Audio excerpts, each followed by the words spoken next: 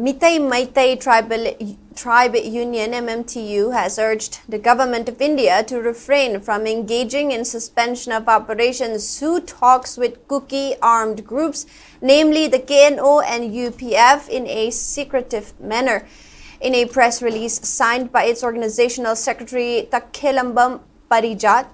MMTU opined that there is no reasonable ground for extending the Sioux agreement between the central government and the two Kuki armed groups, as they have already violated the ground rules.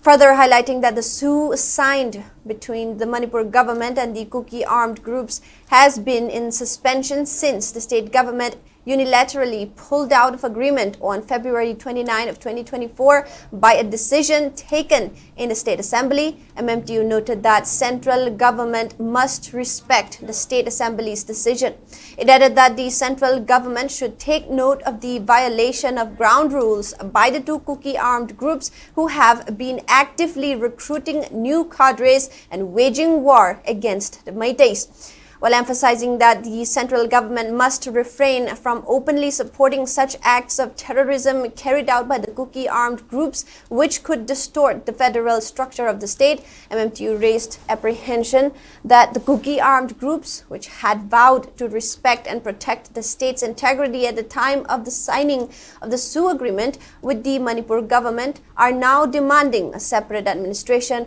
for Kuki people.